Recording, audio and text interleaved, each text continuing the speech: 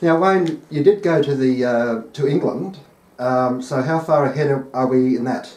Okay, well, my first trip to England was 1982. Yep. So we're around about going back a couple of years.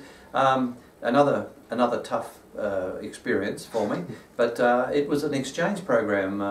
Back then, Actors Equity, which was like the union part of the music industry, they used to bring English acts out to Australia to do the clubs. Yep. So one of the agencies here in Sydney decided, well, if they can do that, why can't some of the Australian acts go over there and work in England? So they worked out an Actors Equity exchange program. So 6 acts from Australia over a period of time, at different times, went over to work the northeastern working men's clubs, which is up around what they call Newcastle, Sunderland, South Shields, Redcar, that area. Yep. The Geordies, they call the people there. Hard to understand them, but they work in the mines. It's a lot of mining area up there. So those guys, especially the men, been working in the mines during the day, and they'd come in and play bingo and have a beer at night and watch the show. So that was 1982. So I was the first one to go. Another act who was English born but worked here, Mark Lloyd. Unfortunately, Mark has passed away just a few years ago. But Mark and I were the first 2 to go. So we actually went at the same time. But we'd do different clubs each night. And the backing bands were just, how can I exaggerate? Not really, but you know, like Fred on the organ and Harry on the drums. That was the backing bands. You know, it was all different. Every night was someone different. But Mark and I'd get back to the place we were staying every night and just tell each other how bad the show had been. But anyway, we had some good times over there. But I did 47 shows in 42 days. I will never forget doing that. So that was 1982.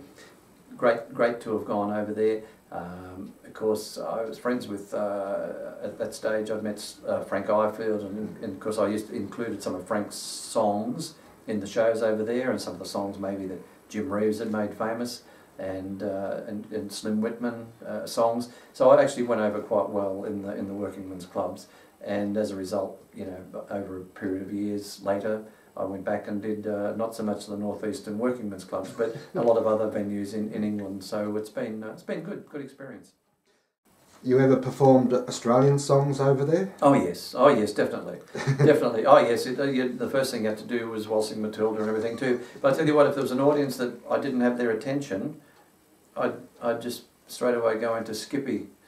Skippy the Bush Kangaroo, and they'd all sit up and hey, yes. So it always worked. Yeah, I know. I always did. You know, a lot of the Aussie songs. You know, the Drover's Dream and Road to Gundagai and all those that they knew. So yes, I always mixed my songs up in my shows, which I still do to this day. Yeah. And what happened after you come back from England? Okay, well I just continued working in the clubs, and so my very first trip to the USA was 1984. Decided it was time to go and check out America, because I'd always loved the music and I love the movies, and I'm a Western. I love the Westerns and the cowboy movies and everything. Always have, Jack. It's just one of those things I was brought up when we first got TV, of watching Bonanza and Gunsmoke and Laramie and Wagon Train and Cheyenne and all those. Loved all the movies, and the Gene Autry movies and Roy Rogers movies too. So apart from that, but of course a lot of the country music people like Hank Snow, I loved his songs, and Marty Robbins. So I went over in 1984 for a holiday, saved up my money. 6 weeks I was away, and I went from Los Angeles, went to Disneyland. I ended up in Chicago, ended up in Nashville, down to San Antonio, Texas. Nashville was interesting. It wasn't quite what I expected at that particular time, because I thought there'd be just music happening, shows everywhere, but I realised it was more the industry side of things, like 16th Avenue, a lot of the songwriting places there, publishing companies, recording studios. But went to the Grand Ole Opry and not perform on it, but went there and saw that. So loved America, just loved it all. So I know in 1985 I couldn't save up enough money to go back, but 1986 I did, yeah. And went back again, went back to Nashville, started to meet a few people. Didn't take a guitar, but wherever I was I'd pick up a guitar and sing a few songs for people. And it just sort of intrigued me, and I just thought to myself, this is this is what I want to do. I'd already had success here on the Sydney club circuit. I'd won a Mo Award here in Australia, like in 1984, for Male Country Performer of the Year. And things were happening here for me, but I also wanted to pursue the American side of things. But I knew I could do it part of the year over there and still come back and do the other half of the year here in Australia. So one thing just sort of led to another. But of course, during the 80s, we never touched on the fact that I used to do the cruise ships. The Fair Star was one of the main South Pacific cruise ships, working out of Sydney. So a lot of the variety entertainers would do the Fair Star cruises, and I used to go on and do a cruise at least twice a year. But as a result of doing that, I decided in 1987 to write to SITMA office in Los Angeles. I sort of bypassed the Sydney office, if you like, and just sort of said to them, look, I'm coming over to America. I've successfully done the Fair Star cruises here in Australia, or out of Australia, between Australia and New Zealand. I'd like to do an Alaskan cruise. And anyway, as a result, I managed to secure an Alaskan cruise, which went very well. That was with a 9-piece orchestra. That was big time. I dressed up in the suit and working on a luxury cruise ship over there. So that went well for me. SITMA were impressed, and then 1988 they asked me to do the Caribbean area, working out of Fort Lauderdale. But for quite a few months I was doing 10-day cruises once again with variety acts from America, but representing Australia, putting Australian songs into the show and working with the big band. So that was fabulous. So that got me sort of more established over there in America. Cool. And you also pulled up stumps and lived over there. Yes, well, as things developed. Now, the following year, 1989, that was the most exciting major step in my career. So that was a few years prior to me moving over there on a more permanent basis. But once I got a taste of success over there, it was the Hodag Country Music Festival in Rhinelander, Wisconsin. Now, no one over here really in Australia really heard of that before, and even I hadn't. But we wrote to the Hodag country music people. We saw an advert in an American magazine. Anyway, they replied and accepted me to go over as a guest artist. All they would do that particular year, 1990, was pay my expenses. So myself and some other directors from the record company from South Australia came with me, and we went over, really not knowing what to expect. We didn't know too much about how big the festival was, but we got given a booklet on the festival as we were travelling from the Twin Cities, where we got picked up. I'm trying to think where that is, across to Rhinelander. And in the book, here's my photo in there, but on the next page there's Emmylou Harris, there's the Oak Ridge Boys, Freddie Fender, Ricky Van Shelton, and it was just, I went, wow. And they said, yeah, everyone's on for 1 hour, they will do 1 hour each. And so it was a real knockout for me to go on that stage. Well, to get there and see the size of the audience, we're looking at up to 20, well, I don't know, I still don't know, between 20 and 30,000 people sitting out there. And I had to go on and perform. I had a local band backing me. And what was wonderful is that the reaction from the audience was terrific, especially to the yodeling. So I got a standing ovation at the end of it all from this entire crowd, and as a result I got asked back the following year and the following year, and over the years I did that particular festival 9 times. So that was and worked alongside everyone you can think of: Garth Brooks, Alan Jackson, Statler Brothers, as I said, Emmylou Harris, Loretta Lynn, Tammy Wynette. I could just go on and on and on. Porter Wagner. There was just so many, and a lot of the newer acts too. Faith Hill and Tim McGraw. So it was great. I could really name drop here for hours. But anyway, it was great to be associated with all those and be on the same bill. So it was a huge stepping stone in my career. Cool. And you around about 1997, you were based in Branson. That's right. I'd based myself in Nashville. So after the success of the Hodag Festival, I had to get a temporary work permit every time I went over to America. And go through all that paperwork every year. So I just got to the stage where I was getting more established, and the fact that I'd worked on the bill with some of the major acts in America, and by then I'd won a lot more awards here in Australia, with the Mo Awards and the Ace Awards, and that applied for my green card because I was sick of doing the workers permit every year. Yeah. Anyway, it took a while, took a few years, but eventually got the green card, which allowed me, it's your residency, so it allowed me to reside in America. So yes, moved over and moved to Nashville for part of the year, and lived there, and I had an office at Hendersonville, just down the other side of town, and I'd still go and do the county fairs and state fairs, but county fairs all up through Wisconsin, Minnesota, Iowa, Pennsylvania, and once again worked on the bill with a lot of the famous entertainers. I mean, I know one of the county state fair in Milwaukee was with the Platters, so there was some fantastic people that I shared the bill with. So it was wonderful. And then I realised that after working with Mickey Gilley in 1990. He was on the show up at Hodag Festival in Rhinelander, Wisconsin, and I said to him, "Oh, you're all from Texas, aren't you? You and the guys?" And he said, "Well, we were, but we're in this little town called Branson, Missouri now, in the Ozark Mountains." He said, "You should come and visit sometime." So in the early 90s there, I did go over and have a look at Branson, met up with Mickey Gilley again, and realised that Branson was really the live entertainment capital in America, not Nashville. Oh. So of course Nashville, as we said, is the industry side of things more so. And in Branson, everyone you could think of, Boxcar Willie had a theatre there, Mickey Gilley, of course, Andy Williams. There was just so many that were working there. So I decided that was a good place to go, and eventually I started working at a theme park called Silver Dollar City, and they've got like 1,200 employees. And Branson brings in about 8 million visitors a year, so it was the place to be. So I got to sing to a lot of people over a lot of years, and mainly my exposure there was through doing Silver Dollar City, the theme park, and doing morning television shows and representing Australia at the World Fest, doing all Australian songs. So it was wonderful. I get it, yeah. And now yodeling championships.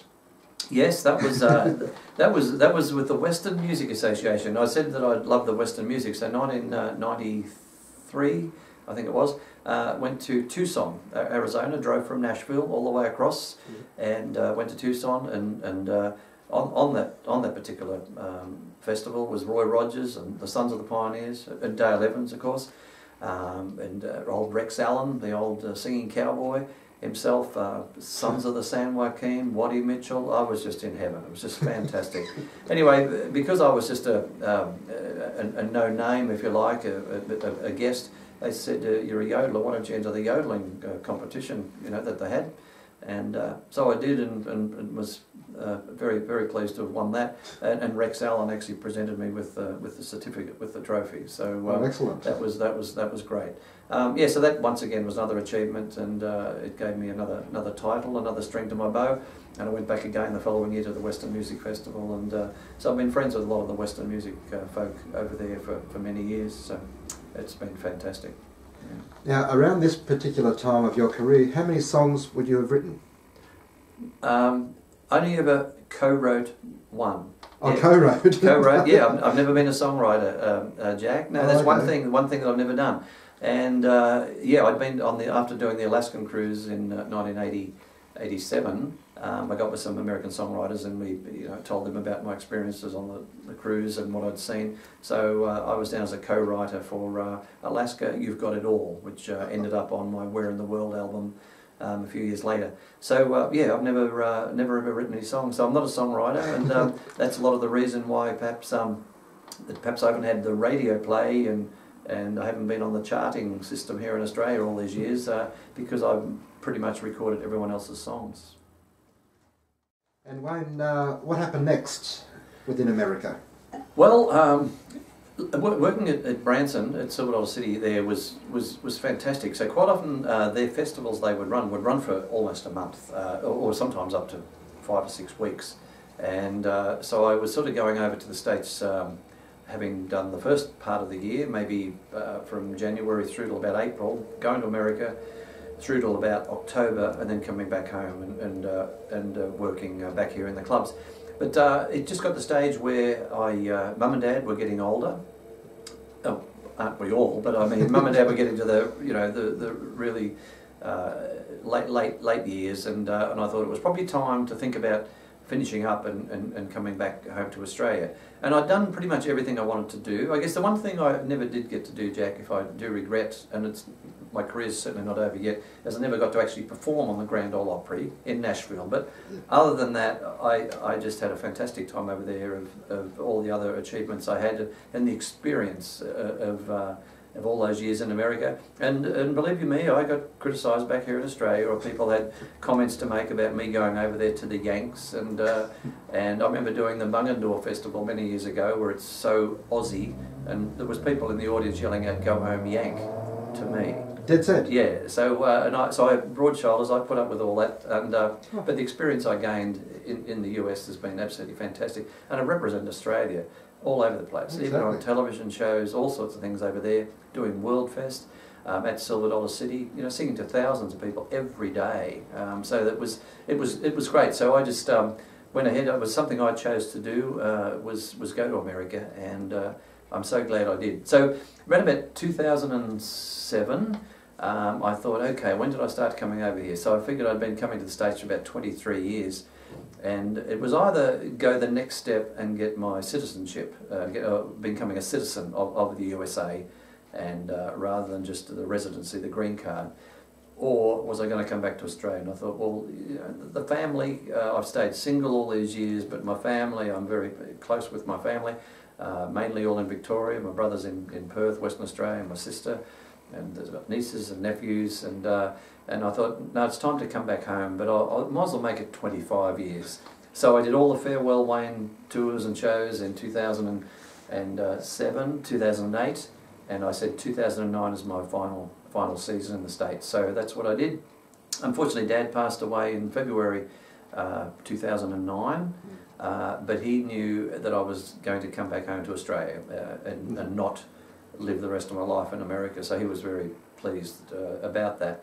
So yeah, so I came back back to Australia. I eventually abandoned my green card a couple of years later, because you can't keep your residency if you're not residing over there. Okay. So, because I've been back to America 2 or 3 times since, as a tourist and as a tour guide and things like that too. But it's good to be back in Australia. I'm really pleased to be back home.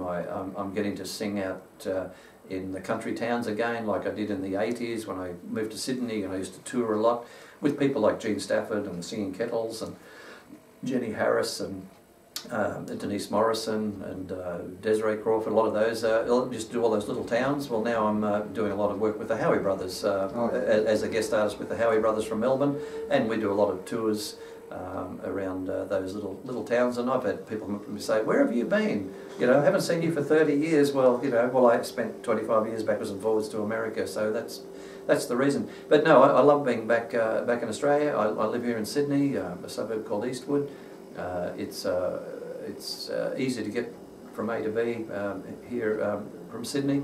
But I think perhaps in a few years, you know, I might end up moving back perhaps down to my hometown of Benalla, and eventually retire down there. I don't know how much longer I can keep on singing, but so far everything is good. And as far as recordings go, I mean, I'm still recording albums and putting out CDs, and I don't know what number I'm up to now at the moment, Jack, but I'm probably 29 or 29 albums over the years, and I'm up to almost 30. That's counting the LPs and the CDs. So yeah, so successful sales wherever I go. People like to hear the older songs, and they still want to hear the yodeling song. So that's the hard part, is to keep up the yodeling, because and because I'm good friends with Mary Schneider and with Frank Ifield, Owen Blundell, Laura Downing, and all the different ones that yodel.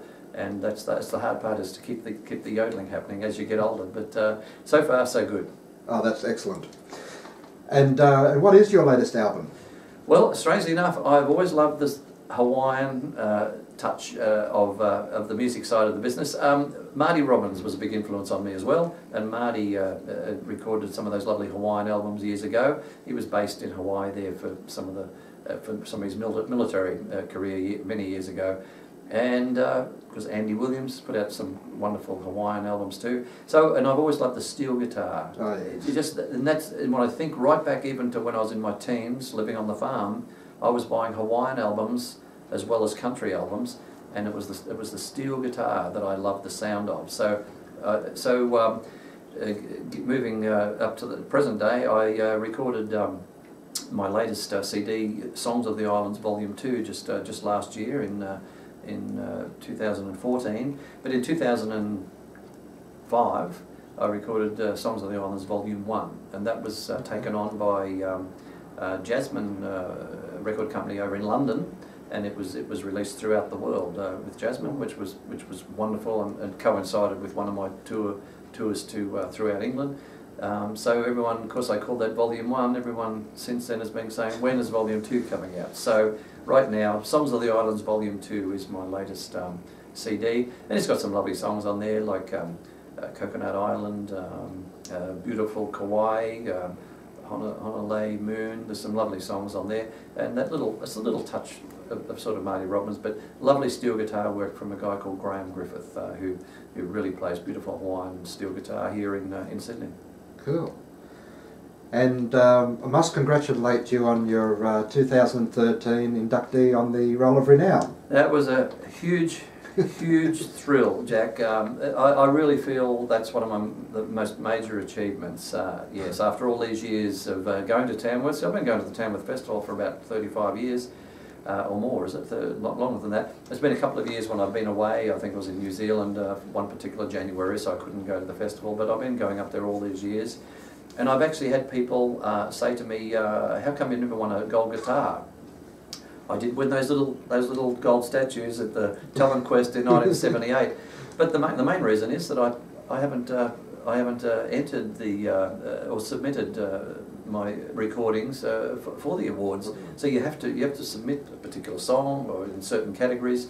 And apart from the Sequins and Satins Buckles and Breeches album with Denise Morrison back in 1984-85, I haven't entered anything into the awards. So when I got the Roll of Renown, which is our highest honour here in Australia, I was absolutely thrilled to bits. So, and I remember standing there at the Rock with Buddy in 1978, and there was only 2 plaques on the great big boulder out the front of 2TM, and one was Tex Morton and one was Buddy Williams.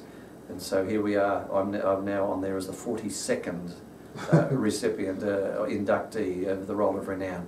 And I'm actually looking, my plaque, if you like, is looking straight across at Buddy Williams and Tex on the opposite boulder. Of course, they're now at the front of the convention centre there in Tamworth.